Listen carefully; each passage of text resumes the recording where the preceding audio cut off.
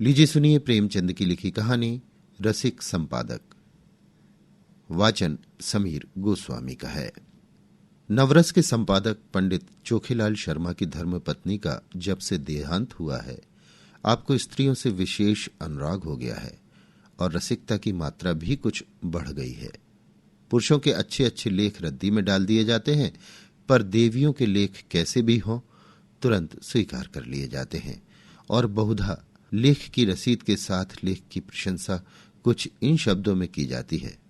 आपका लेख पढ़कर दिल थाम कर रह गया, अतीत जीवन आंखों के सामने मूर्तिमान हो गया।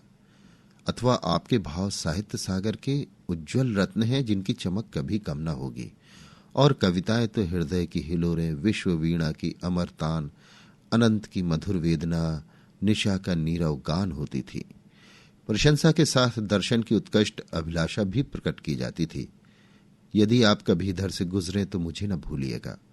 जिसने ऐसी कविता की सृष्टि की है उसके दर्शन का सौभाग्य मुझे मिला तो अपने को धन्य मानूंगा।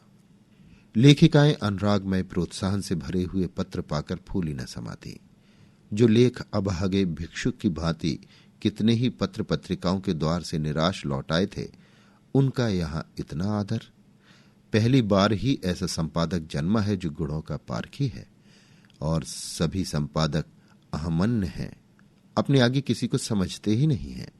जरा सी संपादकी क्या मिल गई, मानो कोई राज्य मिल गया। संपादकों को कहीं सरकारी पद मिल जाए तो अंधेर मचा दें। वह तो कहो कि सरकार इन्हें पूछती नहीं।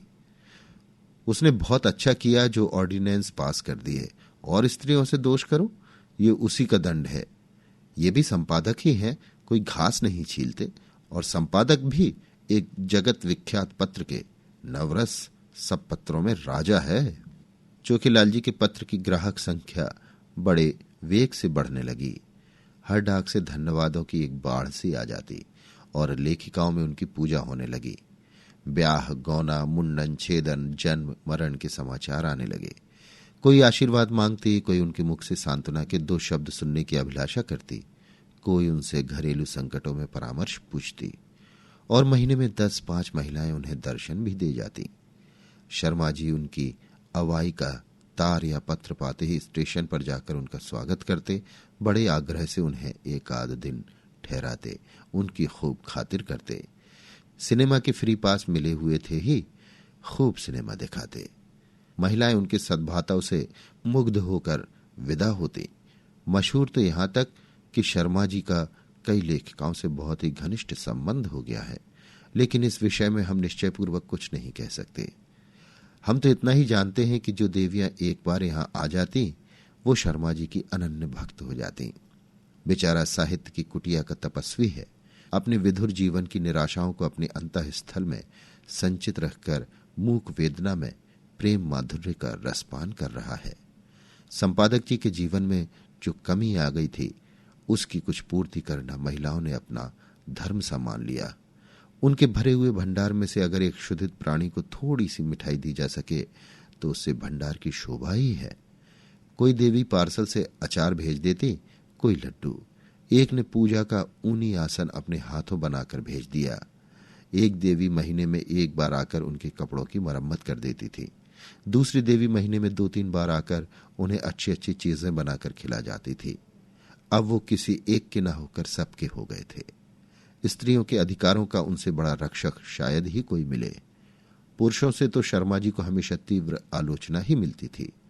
श्रद्धामय सहानुभूति का आनंद तो उन्होंने स्त्रियों में ही पाया। एक दिन संपादक जी को एक ऐसी कविता मिली जिसमें लेखिका ने अपने उग्र प्रेम का रूप दिखाया था। अन्य संपादक उसे अश्लील कहते, लेकिन चोखेलाल इधर बहुत उदार हो गए थे। कविता इतनी सुंदर अक्षरों में लिखी थी, लेखिका का नाम इतना मोहक था कि संपादक जी के सामने उसका एक कल्पना चित्र सा आकर खड़ा हो गया। भावुक प्रकृति, कोमल गात, याचना भरे नेत्र, बिंब, अधर, चंपई रंग, अंग अंग में चपलता भरी हुई, पहले गोंद की तरह शुष्क और कठोर, आर्द्र होते ही चिपक जाने वाली। उन्होंने कविता को 2-3 बार पढ़ा और हर बार उनके मन में सनसनी दौड़ी। क्या तुम समझते हो मुझे छोड़कर भाग जाओगे? भाग सकोगे? मैं तुम्हारे गले में हाथ डाल दूंगी, मैं तुम्हारी कमर में करपाश कस दूंगी, मैं तुम्हारा पांव पकड़कर रोक लूंगी, तब उस पर सिर रख दूंगी। क्या तुम समझते हो मुझे छोड़कर भाग जाओगे? छोड़ सकोगे? मैं तुम्हारे अधरों पर अपने कपोल चिपका दूंगी। उस प्याले में जो मादक सुधा है उसे पीकर तुम मस्त हो जाओगे और मेरे पैरों पर सिर रख दोगे। क्या तुम समझते हो मुझे छोड़कर भाग जाओगे? कामाक्षी। शर्मा जी को हर बार इस कविता में एक नया रस मिलता था। उन्होंने उसी क्षण कामाक्षी देवी के नाम ये पत्र लिखा। आपकी कविता पढ़कर मैं नहीं कह सकता मेरे चित्त की क्या दशा हुई। हृदय में ऐसी तृष्णा जाग उठी है जो मुझे भस्म किए डालती है। नहीं जानता इसे कैसे शांत करूं। बस यही आशा है कि इसको शीतल करने वाली सुधा भी वहीं मिलेगी जहां से ये तृष्णा मिली है। मन मतंग की भांति जंजीर तोड़ाकर भाग जाना चाहता है। जिस हृदय से ये भाव निकले हैं उसमें प्रेम का कितना अक्षय भंडार है, उस प्रेम का जो अपने को समर्पित कर देने में ही आनंद पाता है। मैं आपसे सत्य कहता हूं, ऐसी कविता मैंने आज तक नहीं पढ़ी थी और इसने मेरे अंदर जो तूफान उठा दिया है वो मेरी विधुर शांति को छिन्न भिन्न किए डालता है। आपने एक गरीब की फूस की झोपड़ी में आग लगा दी है, लेकिन मन ये स्वीकार नहीं करता कि ये केवल विनोद क्रीड़ा है। इन शब्दों में मुझे एक ऐसा हृदय छिपा हुआ ज्ञात होता है जिसने प्रेम की वेदना सही है, जो लालसा की आग में तपा है। मैं इसे अपना परम सौभाग्य समझूंगा यदि आपके दर्शनों का सौभाग्य पा सका। ये कुटिया अनुराग की भेंट लिए आपका स्वागत करने को तड़प रही है। सब प्रेम। तीसरे ही दिन उत्तर आ गया। कामाक्षी ने बड़े भावुकतापूर्ण शब्दों में कृतज्ञता प्रकट की थी और अपने आने की तिथि बताई थी। आज कामाक्षी का शुभागमन है। शर्मा जी ने प्रातः काल हजामत बनाई, साबुन और बेसन से स्नान किया। महीन खद्दर की धोती, कोकटी का ढीला चुन्नटदार कुर्ता, मलाई के रंग की रेशमी चादर। इस ठाठ से आकर कार्यालय में बैठे तो सारा दफ्तर गमक उठा। दफ्तर की भी खूब सफाई करा दी गई थी। बरामदे में गमले रखवा दिए गए थे, मेज पर गुलदस्ते सजा दिए गए थे। गाड़ी 9 बजे आती है, अभी 8:30 बजे हैं। 9:30 बजे तक यहाँ आ जाएगी। इस परेशानी में कोई काम नहीं हो रहा है। बार बार घड़ी की ओर ताकते हैं, फिर आईने में अपनी सूरत देखकर कमरे में टहलने लगते हैं। मूंछों के 2-4 बाल पके हुए नजर आ रहे हैं। उन्हें उखाड़ फेंकने का इस समय कोई साधन नहीं है, कोई हरज नहीं। इससे रंग कुछ और ज्यादा जमेगा। प्रेम जब श्रद्धा के साथ आता है तब वो ऐसा मेहमान हो जाता है जो उपहार लेकर आता हो। युवकों का प्रेम खर्चीली वस्तु है, लेकिन महात्मा या महात्मापन के समीप पहुंचे हुए लोगों को प्रेम उल्टे और कुछ ले आता है। युवक जो रंग बहुमूल्य उपहारों से जमाता है, ये महात्मा या अर्ध महात्मा लोग केवल आशीर्वाद से जमा लेते हैं। ठीक 9:30 बजे चपरासी ने आकर एक कार्ड दिया। लिखा था कामाक्षी। शर्मा जी ने उसे देवी को लाने की अनुमति देकर एक बार फिर आईने में अपनी सूरत देखी और एक मोटी सी पुस्तक पढ़ने लगे, मानो स्वाध्याय में तन्मय हो गए हैं। एक क्षण में देवी जी ने कमरे में कदम रखा। शर्मा जी को उनके आने की खबर न हुई। देवी जी डरते डरते समीप आ गईं। तब शर्मा जी ने चौंक कर सिर उठाया, मानो समाधि से जाग पड़े हों, और खड़े होकर देवी जी का स्वागत किया। मगर ये वो मूर्ति न थी जिसकी उन्होंने कल्पना कर रखी थी। एक काली, मोटी, अधेड़, चंचल औरत थी जो शर्मा जी को इस तरह घूर रही थी मानो उन्हें पी जाएगी।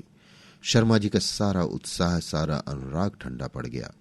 वो सारी मन की मिठाइयां जो वो महीनों से खा रहे थे पेट में शूल की भांति चुभने लगी। कुछ कहते सुनते न बना, केवल इतना बोले, संपादकों का जीवन बिल्कुल पशुओं का जीवन है। सिर उठाने का समय नहीं मिलता। उस पर कार्याधिक से इधर मेरा स्वास्थ्य भी बिगड़ रहा है। रात ही से सिर दर्द से बेचैन हूं। आपकी क्या खातिर करूं? कामाक्षी देवी के हाथ में एक बड़ा सा पुलिंदा था। उसे मेज पर पटक कर रूमाल से मुंह पोंछकर मृदु स्वर में बोली, ये आपने तो बड़ी बुरी खबर सुनाई। मैं तो एक सहेली से मिलने जा रही थी, सोचा रास्ते में आपके दर्शन करती चलूं, लेकिन जब आपका स्वास्थ्य ठीक नहीं है तो मुझे यहाँ कुछ दिन रहकर आपका स्वास्थ्य सुधारना पड़ेगा। मैं आपके संपादन कार्य में भी आपकी मदद करूंगी। आपका स्वास्थ्य स्त्री जाति के लिए बड़े महत्व की वस्तु है। आपको इस दशा में छोड़कर मैं अब जा नहीं सकती। शर्मा जी को ऐसा जान पड़ा जैसे उनका रक्त प्रवाह रुक गया है, नाड़ी छूटी जा रही है। उस चुड़ैल के साथ रहकर तो जीवन ही नरक हो जाएगा। चली है कविता करने, और कविता भी कैसी, अश्लीलता में डूबी हुई। अश्लील तो है ही, बिल्कुल सड़ी हुई, गंदी। एक सुंदरी युवती की कलम से वो कविता कामवाड़ थी। इस डाइन की कलम से तो वो परनाले का कीचड़ है। मैं कहता हूं, इसे ऐसी कविता लिखने का अधिकार ही क्या है? ये क्यों ऐसी कविता लिखती है? क्यों नहीं किसी कोने में बैठकर राम भजन करती है? आप पूछती हैं मुझे छोड़कर भाग सकोगे? मैं कहता हूं आपके पास कोई आएगा ही क्यों? दूर से ही न देखकर लंबा हो जाएगा। कविता क्या है जिसका न सिर न पैर, मात्राओं तक का इसे ज्ञान नहीं है, और कविता करती है। कविता अगर इस काया में निवास कर सकती है तो फिर गधा भी गा सकता है, ऊंट भी नाच सकता है। इस राण को इतना भी नहीं मालूम कि कविता करने के लिए रूप और यौवन चाहिए, नजाकत चाहिए, नफासत चाहिए। भुतनी सी तो आपकी सूरत है, रात को कोई देख ले तो डर जाए, और आप उत्तेजक कविता लिखती हैं। कोई कितना ही शुद्धातुर हो तो क्या गोबर खा लेगा? और चुड़ैल इतना बड़ा पोथा लेती आई है, इसमें भी वही परनाली का गंदा कीचड़ होगा। उस मोटी पुस्तक की ओर देखते हुए बोले, नहीं नहीं, मैं आपको कष्ट नहीं देना चाहता। वो ऐसी कोई बात नहीं, 2-4 दिन के विश्राम से ठीक हो जाएगा। आपकी सहेली आपकी प्रतीक्षा करती होगी। आप तो महाशय जी संकोच कर रहे हैं। मैं 10-5 दिन के बाद चली जाऊंगी तो कोई हानि ना होगी। इसकी कोई आवश्यकता नहीं है देवी जी। आपके मुंह पर तो आपकी प्रशंसा करना खुशामद होगी, पर जो सज्जनता मैंने आप में देखी वो कहीं नहीं पाई। आप पहले महान भाव हैं जिन्होंने मेरी रचना का आदर किया, नहीं तो मैं निराश हो चुकी थी। आपके प्रोत्साहन का ये शुभ फल है कि मैंने इतनी कविताएं रच डाली। आप इनमें से जो चाहे रख लें। मैंने एक ड्रामा भी लिखना शुरू कर दिया है, उसे भी शीघ्र ही आपकी सेवा में भेजूंगी। कहिए तो 2-4 कविताएं सुनाऊं? ऐसा अवसर मुझे फिर कब मिलेगा? ये तो नहीं जानती कि कविताएं कैसी हैं, पर आप सुनकर प्रसन्न होंगे। बिल्कुल उसी रंग की हैं। उसने अनुमति की प्रतीक्षा न की, तुरंत पोथा खोलकर एक कविता सुनाने लगी। शर्मा जी को ऐसा मालूम होने लगा जैसे कोई भिगो भिगो कर जूते मार रहा है।